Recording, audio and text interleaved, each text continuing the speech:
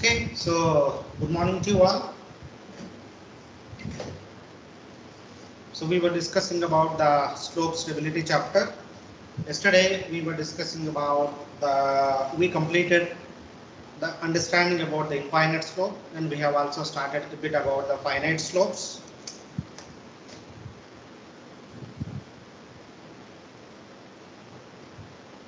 So finite slopes. So where the height of the slope is known or the height of embankment is known, that's why it is called as a finite. That is the finite height of only finite height of the slope.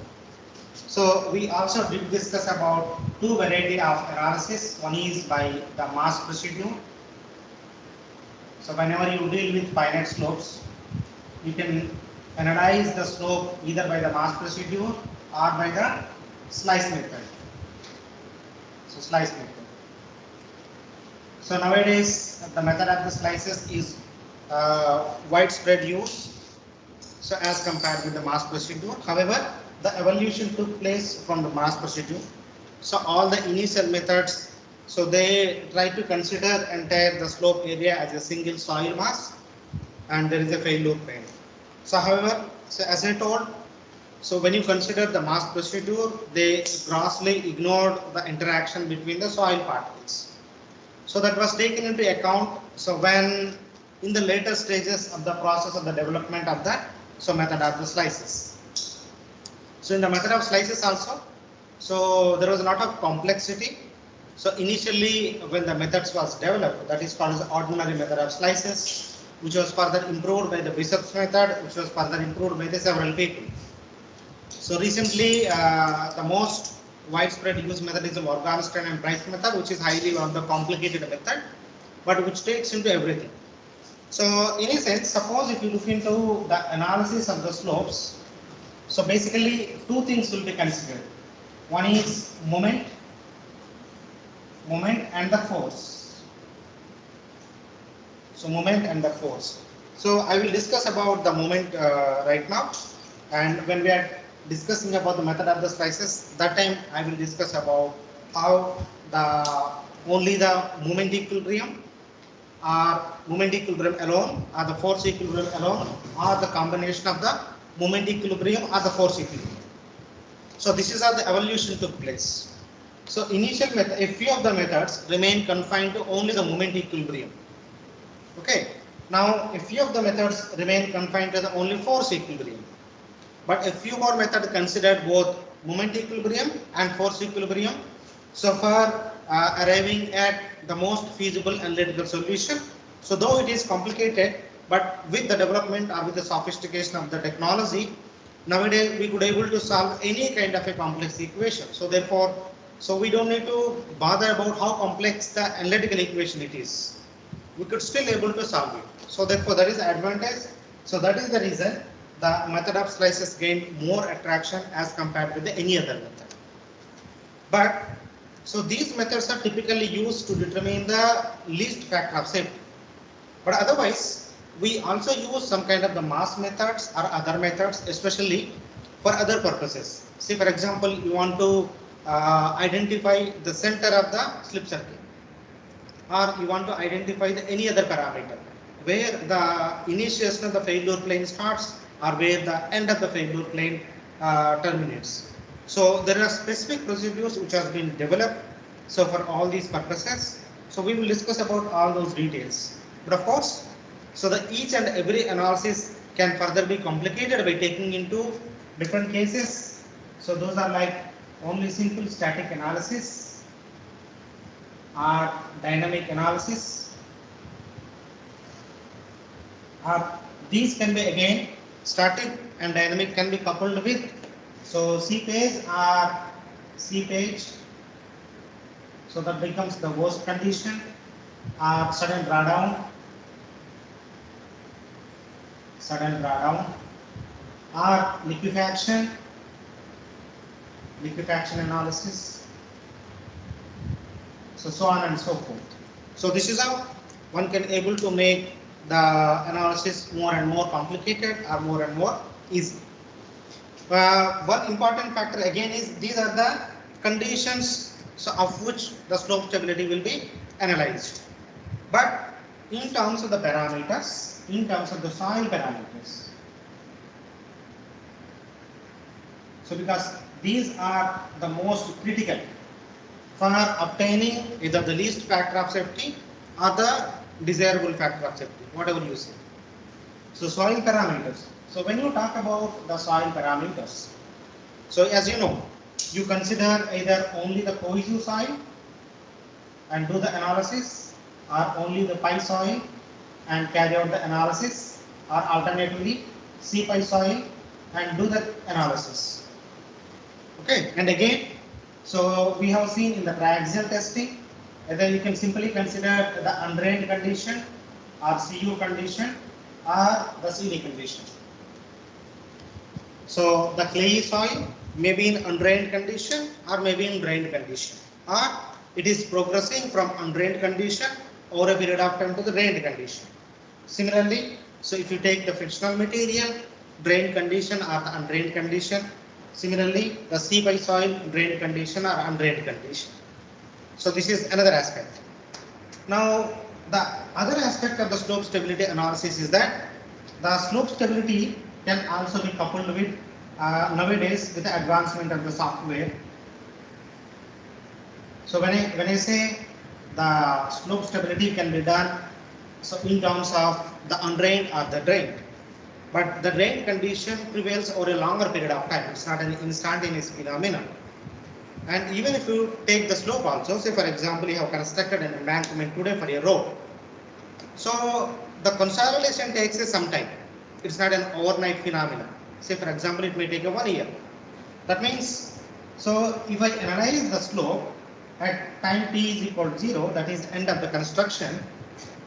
So that is end of construction. While what would be the factor of safety at time t is equals to t1, that is when it is a complete drained condition. So drained condition. So how do you move, or how do you transfer the case of the end of the construction to the drained condition? So how do you understand?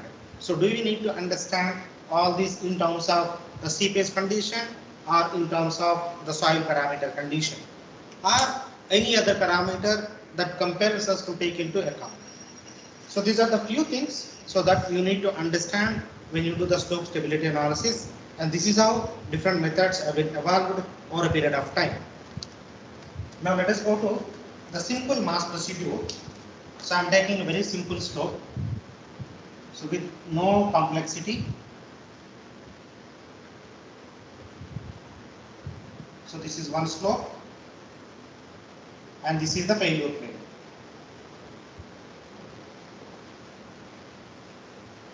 So this is the failure plane. So here usually whenever I talk about this failure plane, so in finite slopes, so we consider something called as a rotational failure. So rotational failure or circular failure surface, circular failure plane, circular failure plane. So when I say this is a circular failure plane, this has to has a center of the circle. So center of the circle. So somewhere this is the center.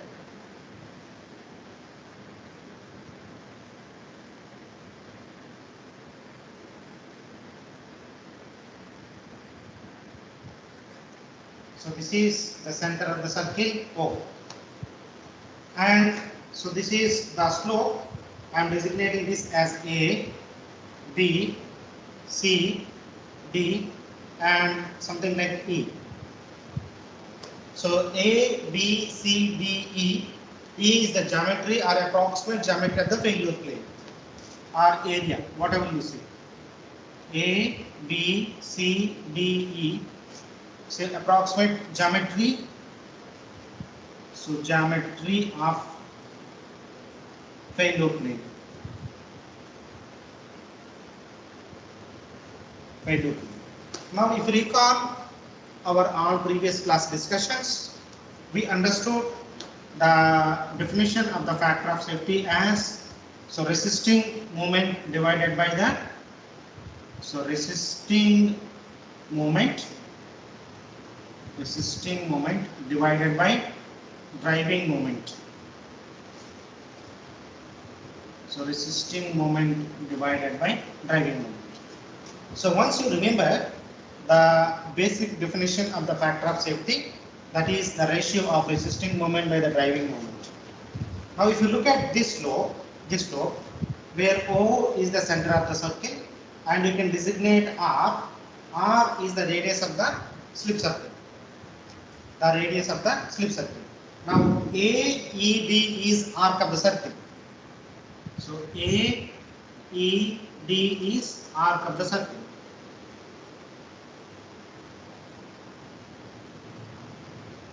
Arc of the circle.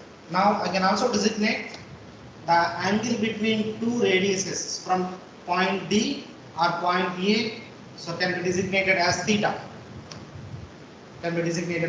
However, theta is a variable parameter because this is assumed failure plane. This is not a failure plane which gives the least factor of safety. This is assumed failure plane. It might give some value of the factor of safety, which may be a least or which may be highest. We do not know. That's why all slope stability analysis is simply based on the trial and error. We have to take several number of trials for finding out the critical slip circle corresponding to the least factor of safety. So whenever you change any circle, it is obvious that the angle theta will also change, as well as the arc radius of the circle will also change. So this is arc radius. It can be designated as something like this.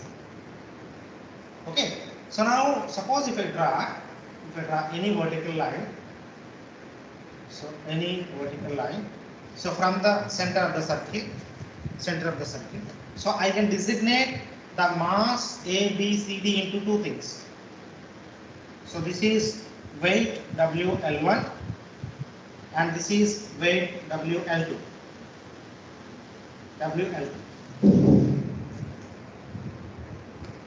So the mass of the soil on right side of the center of the circle can be designated as W1. On the left side of the circle can be designated as W2. So this is worst case. So other simplistic cases you can take it. That's not a problem. Okay. Then I'm also taking something called as a lever arm distance. So this is L1 and this is L2. So L1 is the lever arm distance from the center of the weight, from the center of the circle to the W1, where W1 acts. Similarly, L2 is the lever arm distance. So from the center of the circle to the location of W2, where the center of the mass acts. Now, so if W1 plus W2 can be considered, or if you understand properly, so they will cause the driving force or the driving moment. If you recall the previous class, your weight component will act in the downward and thereby cause some kind of the driving force or the driving moment. On the other hand, so all along the failure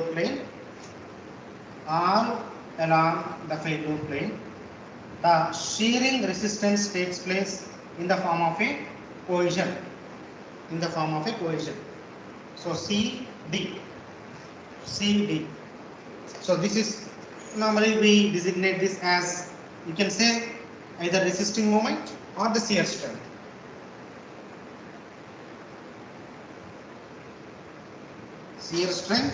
Or alternatively, we can also cause when W1 and W2 are causing the driving moment, while CD is causing the resisting moment. Okay, so now, yeah. So W2 is also resisting. That's because okay. it is the same. I will come to that part. I will come to that.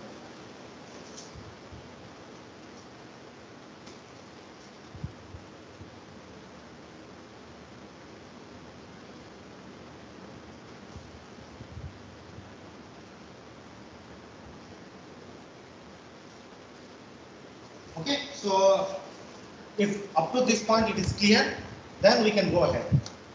So now if you take the factor of safety equation, the factor of safety equation, so say I'm saying resisting moment, I'm designating this as MR. So how do you write MR? So from this simple free body diagram, so what is the total resisting moment? That is CD, CD into R. CD into R. Okay, CD into R. And what about the length of the R? Because CD is a simple. The CD develops R along the length of the R. It is not a single CD, single cohesion. Whatever the cohesion that is developing, all along the entire slip circle will be resisting. So CD into length of arc into radius. Yeah, so this is AED. So arc length. Arc length. So how do you determine the arc length? So CD into R into.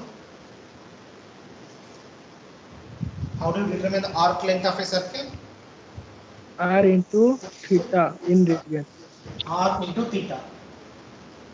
Anyone has any question? That is simple mathematics. Okay.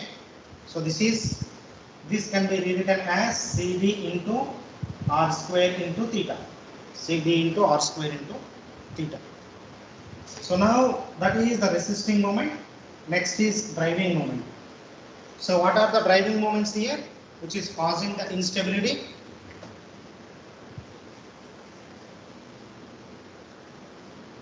W1 L1 minus W2 L2. Very simple. So W1 L1 minus W2 L2. So the summation of these two will cause the driving force, while the above will cause the resisting moment. So now if you ask to derive the equation for the factor of safety, which is simple ratio of MR by MD. So your MR is nothing but so CD into R square into theta divided by so W1 into L1 minus W2 into L2. W2 into L2.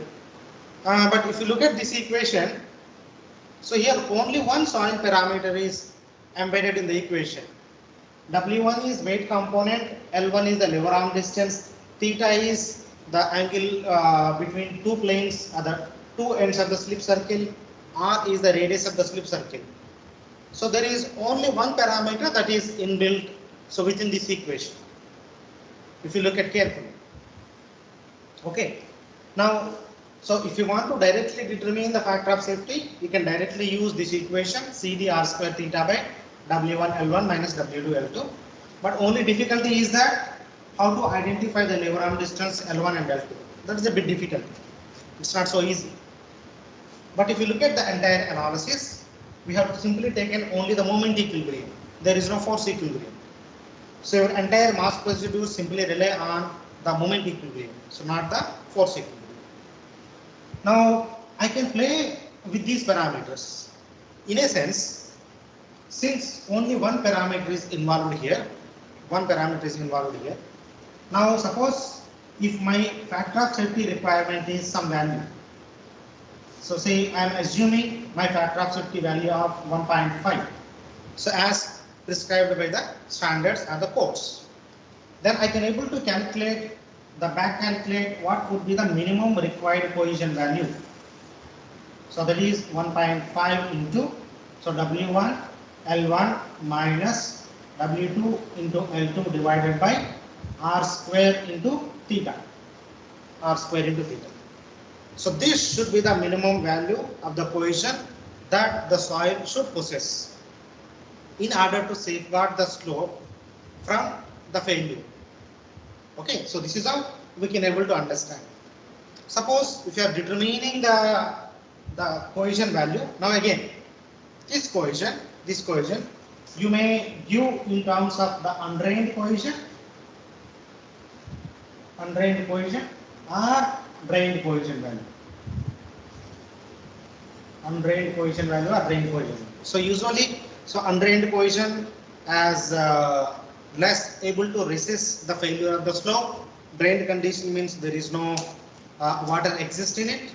That means the soil has already consolidated. Already might have consolidated. So this is very simple. However, this can be little complicated or we normally encounter some other situations in the field. So those things are, say for example, if you are dealing with the cohesive material, so we often see some kind of the development of the tension crack. Often we see, so tension crack.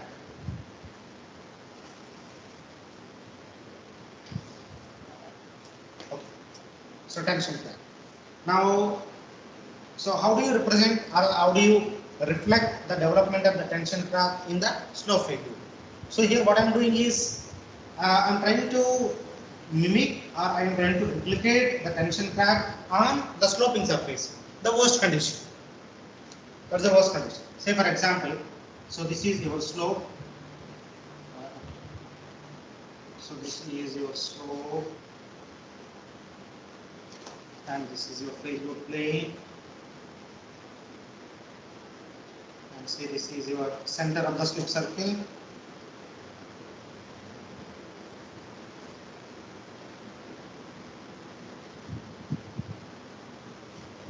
Okay, this is O and this is R and this is theta. So here develops is same C, D and W1, W2, whatever you take it. So, okay. So now, so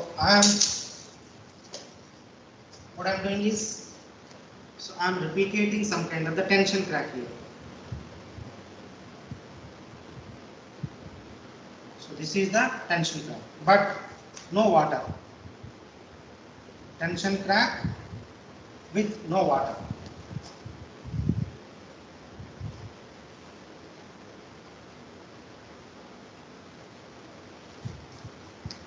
Okay. So now, when there is a tension crack, especially this can occur only in clayey soils, not in cohesionless material.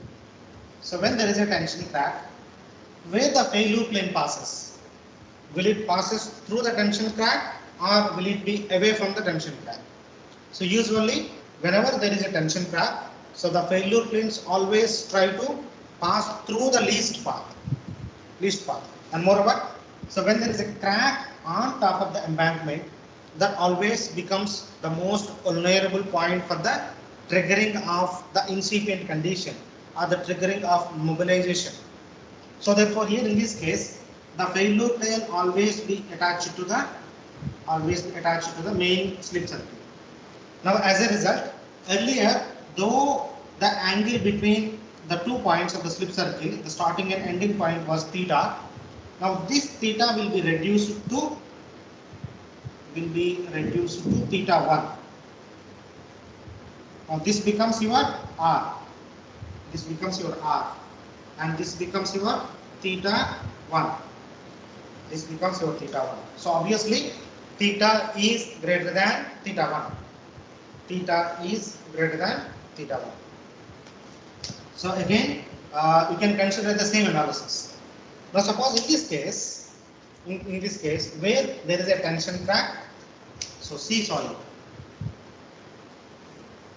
possible only in cohesive soil. So how do you modify this factor of safety equation if there is a tension crack? How do you write the factor of safety equation?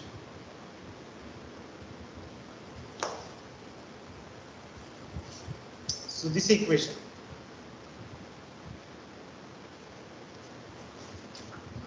So CD into R square D.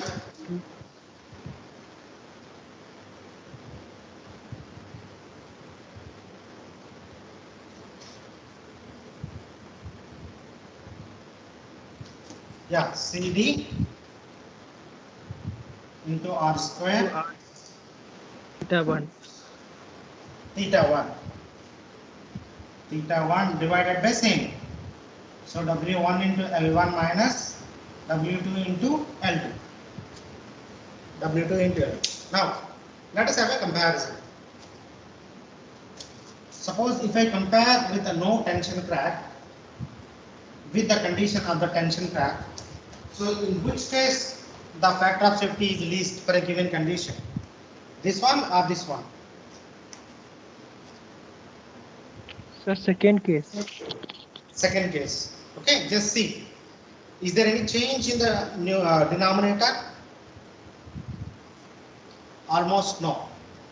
There was no change in the weight of the soil, which is causing the driving force. But on the numerator, so initially it was a theta value, but now it is reduced to theta 1. So lesser is the numerator means lesser is the factor of safety value. This is how mathematically you can able to understand. Okay, so this is clear to everyone now?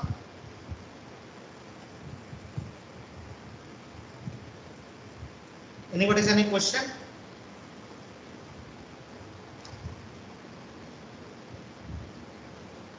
Okay. So These then whole procedures are mass procedure. all are mass procedure only. Okay, sir. All are mass procedure. Okay. Now the third condition I am taking, tension crack filled with the water. So tension crack with water. So I'm just drawing the exaggerated diagram of only the tension crack. So please excuse me. So remaining things will not change. So this is the tension crack, and this is your failure plane. This is your failure plane, and this is filled with the water. This is filled with the water. Now when it is filled with the water, what additional force comes into the picture?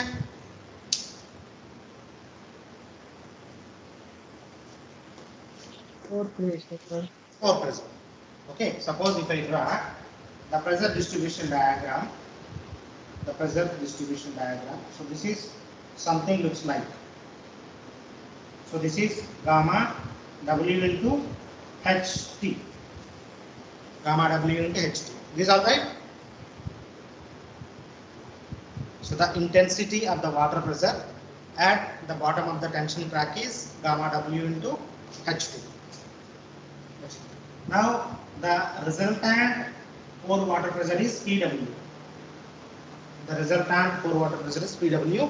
So from the triangular, so we know this height is 2/3 of HT and this height is HT by 3. HT by 3. So how do you write the intensity of the PW?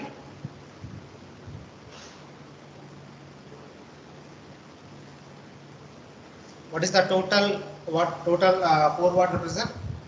Or the total pressure exerted by the water? Sir, half gamma W at W square. So half gamma W into HT square. Okay. So the total pore water pressure that can exerted as a result of the tension crack fill is so half gamma W into H square. Now in this case, so we know the all lever arm distances. So here also it is theta 2. Suppose if you take the center of the circle as O, and this is the angle.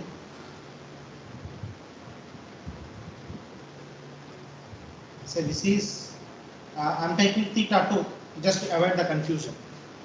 Theta 2. Okay. So all lever arm distances will not change.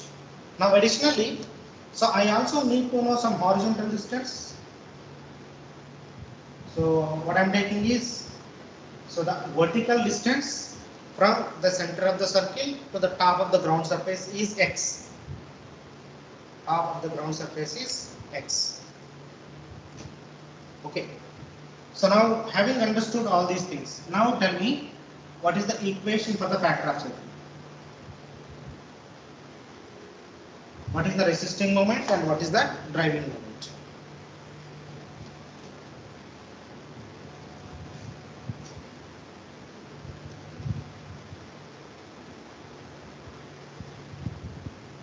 Is the forward pressure acts as a driving moment or resisting moment? Sir, Driving. CD R is It will act as a driving because it is pushing downward. no, sir. Hmm. It's resisting. Yes, sir. Resisting. It is the Oh, in the direction of resisting, sir. When we take the moment.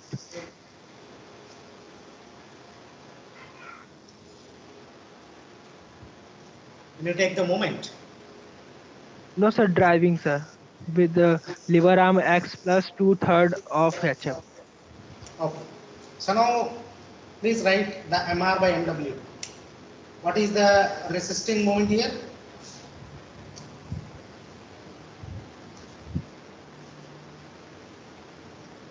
So this is again your CD into R square into theta 2 divided by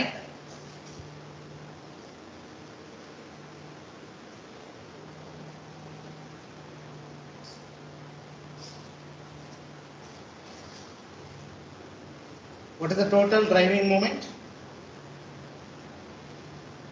Same W1 L1 minus W2 L2 plus PW into X plus 2 by 3 HT. So W1 into L1 minus W2 into L2 plus so your half half gamma W into HT square multiplied by your X plus 2/3 of HT. Is all right?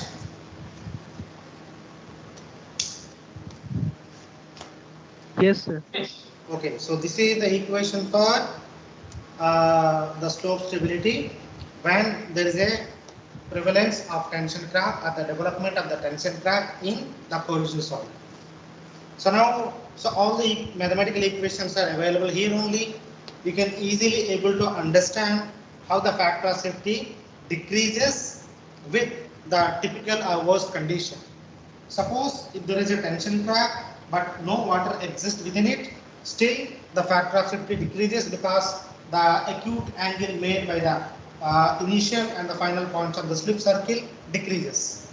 Similarly, suppose if you take the tension crack with the presence of water or when it is filled with the water, so the water pressure total development is half gamma W into HT square, and that is the total water pressure force. Then if you want to convert this into the moment, multiply with the lever arm distance of X plus 2/3 of T. Now in the previous in the previous case where there was no water, so there was no change to the denominator term, only the theta became theta 1. So there is a mild change. However, if you take the third condition where the tension crack is completely filled with the water, here you can see there is an additional term in the denominator. So that is half gamma W into HT square multiplied by H plus 2/3 into HT. Similarly, so even if you assume theta 1 is equals to theta 2, that means assuming the same tension depth crack, so with or without water, still since numerator there is an additional term, so there is a drastic decrease in the factor of safety equation. Drastic decrease in the factor of safety equation. Okay, so this is all about the mass procedures or mass procedure of analyzing the slope, so with and without considering the tension crack.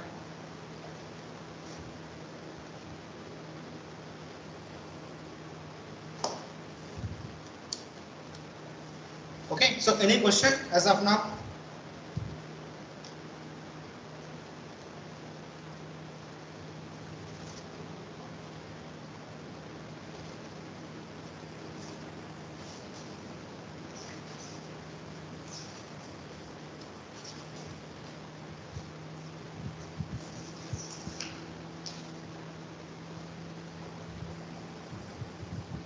Okay.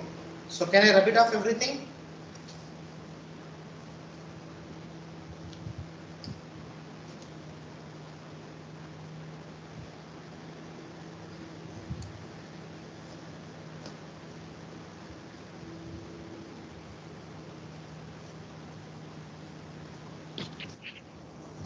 Sir, what if seepage pressure is there?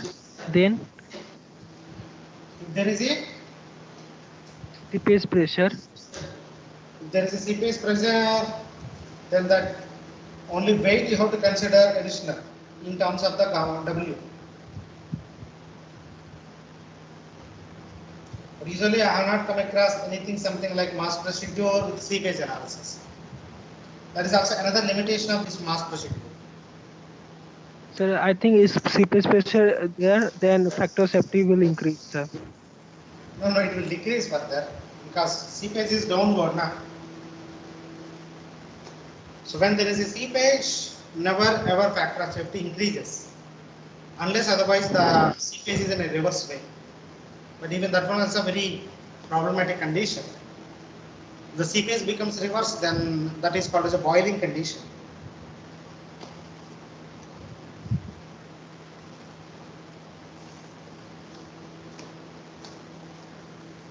But the seepage analysis can best be done in the method of the slices rather than the mass procedure. So that also we will discuss.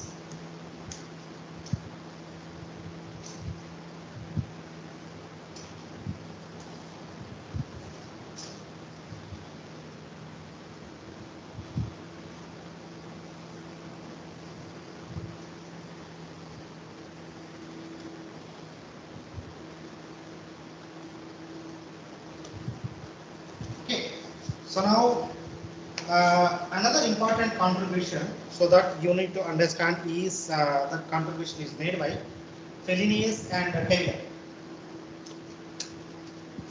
So Felinius and Taylor. Felinius 1927 and so Taylor 1927.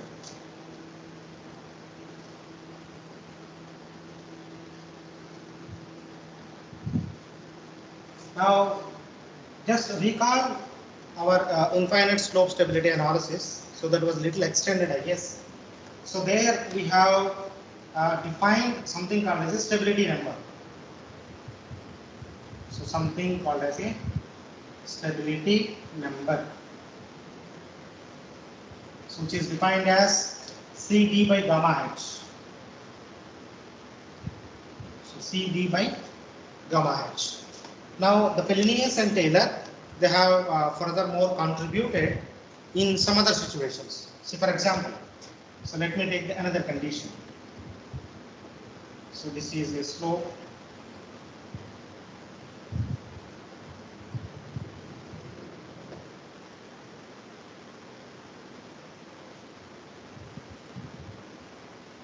so this is some hard stratum.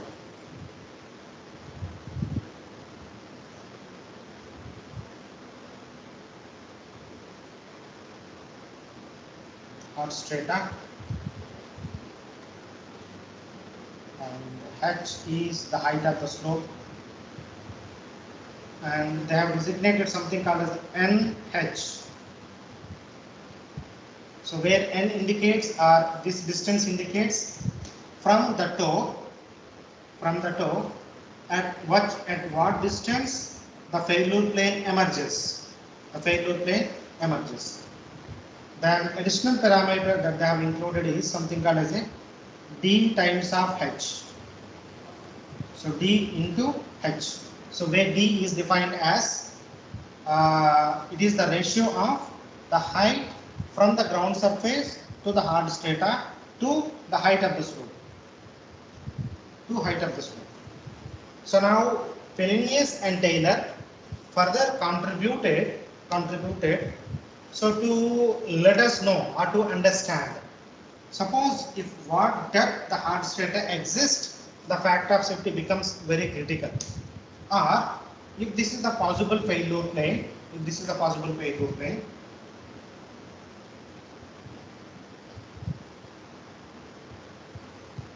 So this is theta and this is beta. So beta is the angle made by the sloping surface.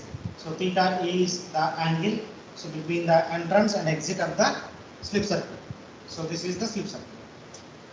Okay, so there one of the major contribution is, so they try to correlate the stability number with two things, with D as well as with N.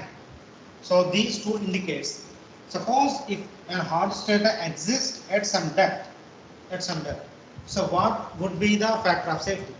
What would be the factor of safety? Suppose if the failure plane always, if some failure plane has developed, then the exit point emerges at what distance from the toe? At what distance from the toe? Now this has some practical implication. Both of them have some practical implications. In a sense, just imagine you are constructing a road or your property, your own property. Okay, suppose say this is the boundary. This is the boundary line. So this is the boundary line. Maybe property boundary or maybe the government property boundary, any boundary line. So you always need to ensure that the exit of the failure plane must be within your boundary. So this is your duty to establish. Otherwise, suppose if the failure plane happens to emerging from others' property, then he can sue you. So it becomes a legal issue. It can become a legal issue. So therefore, so when you are dealing with some kind of the soils, especially clay soils, all these stability numbers are valid for undrained clay analysis or undrained condition. Especially this analysis is valid for cohesive soils under undrained condition. Cohesive soils under undrained condition. Sir? Yeah. Sir, please repeat the boundary line. My video is not working at the time. Okay. See, for example, you have constructed an embankment with a height of h. Okay. So now you need to understand or establish that under worst condition, if there is a failure, the exit point of the failure plane must confine to your boundary. Which otherwise, if the exit plane emerges at some other's boundary, that fellow can sue you. That becomes a legal issue. So these kind of cases are enough happening across the world. So therefore, people have attempted to determine where exactly the failure plane emerges. Okay, so that's what is the practical application of this Pellinius and Taylor.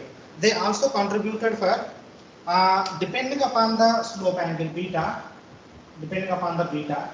so they have tried to classify, will it be a toe failure or slope failure or a base failure. Slope or base or failure plane happens at the middle. There is something like a middle failure plane. So keeping in view, so could it be a toe failure or the slope failure, that means confined within the slope, or is it a base failure where the exit point of the slope emerges somewhere behind the toe portion.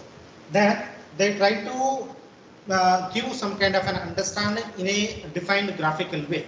So what they have done is they have developed some predefined correlations. Where x-axis is the beta and y-axis is the stability number, and they have given some curves. So they found that their major contribution are their major finding is that up to beta is equal to 53. So it is toe failure only. So this is 53 degree. The angle of beta is 53. So then this is 60, 70, 80, 90, so on and so forth. Then this is 40, so 30, 20, 10, so on and so forth. So one of their major contribution is they found that when the slope angle is 53 or above, it is definitely a toe failure. It is definitely a toe failure.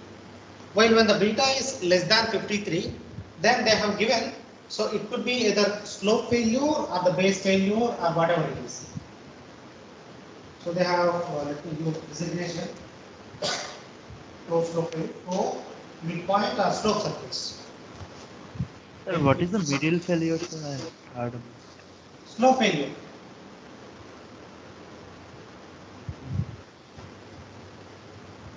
Middle of the slope, both are same.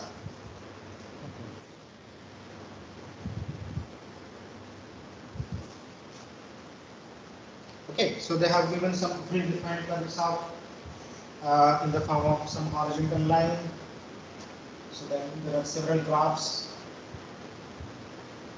So this is a function of the d. So here it is infinity, then say 1, 1.5, 2, so on and so forth. So they are given up to d value, where d is the ratio between the depth from the top of the embankment to the hard stratum and the height. So d is the ratio of, so the existence of the hard stratum from the top of the embankment divided by the height of the embankment. Height of the embankment. That's why its value is 1, 1.5, 2, 4, so on and so forth. Okay, so what you need to do, how do you use this graph now? Suppose if you go to field, so you know the CD value, you know the height of the slope that is determined. You also know what would be the probable depth of the hard stratum. So try to determine all these things and put it here and try to determine the either stability number or critical height. What would be the critical height? Suppose if you know the depth of the hard stratum, then you can able to determine the H critical. H critical. Or so if you are fixing the height, or if you know the depth of the hard stratum, then what could be the value of the factor of safety? So all these things you can able to determine using this pre-defined graph. In addition to this, they have also given another. Now this addresses only one issue.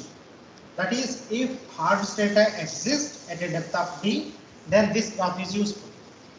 But how do I determine the emergence of the failure plane from the toe? From the toe. So for that, they have developed another predefined correlations. So between the d versus beta versus n value.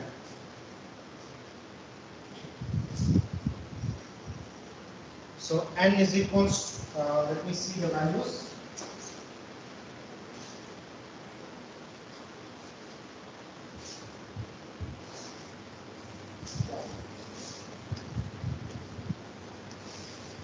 So n is equals to, so 0, 1, 2, 3, so on and so forth. So these are the predefined graphs. So both the graphs in the exam will be provided. If any question comes on the Taylor's or Fellini stability number, so based on these graphs, you can able to determine so at either depth of the hard strata or so where is the possible emergence of the failure plane from the toe.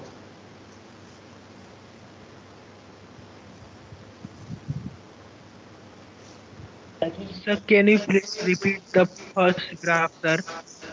What can we This one. find from first graph? Yes, sir. Okay. So in the first graph, see we have taken. We know that the hard strata exists at some depth. Exists some depth. Now, depending upon the depth of the hard strata, you need to ensure what kind of the failure it is. Whether the failure plane is confined to the toe portion or confined to the slope, or could it be possibly a base failure? Base failure. So what they have done is they try to determine based on all known parameters. And they come up with this graph, and when they are calculating all these things, they found that up to the slope angle of approximately 53 degrees centigrade, so the predominant failure is only the toe failure, so it is independent of the depth of the hard stratum. So up to beta is equal to 53, your failure plane passes through the toe and is independent of the depth of the strike. While when beta is less than 53, they found that any one mode can possible. It could be a toe, or it could be slow, or it could be a base. However, that depended on the value of the D, the value of the D. So how do you define the D? D is defined as the ratio of depth of the hard stratum from the top of the embankment to the height of the embankment. Height of the embankment. So once I know the D, so once I know the beta angle, so I can able to calculate the M value, that stability number. From there, I can able to calculate the critical height of the slope. Or I can say whether the slope is critical or not. Or I can fix what would be the optimum height of the embankment. Or suppose if you fix this one, then is the cohesion value is sufficient enough or not. It is up to you. It is up to you. Okay. So the above graph is useful to assess either the height of the embankment or the depth of the hard stratum, or what mode of failure it is, toe failure or slow failure or the base failure.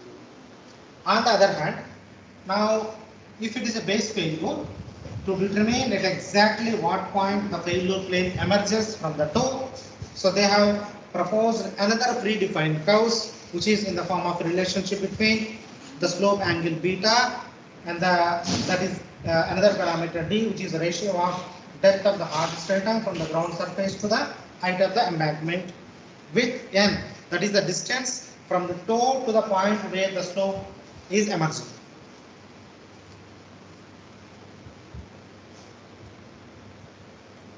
Okay, so maybe right now you may not be exactly able to understand the exact applications of all these predefined graphs.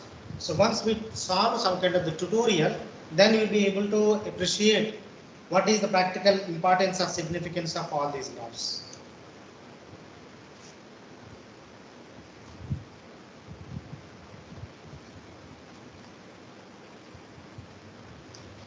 Okay, so I will stop it here. If you have any questions, you are most welcome to ask me.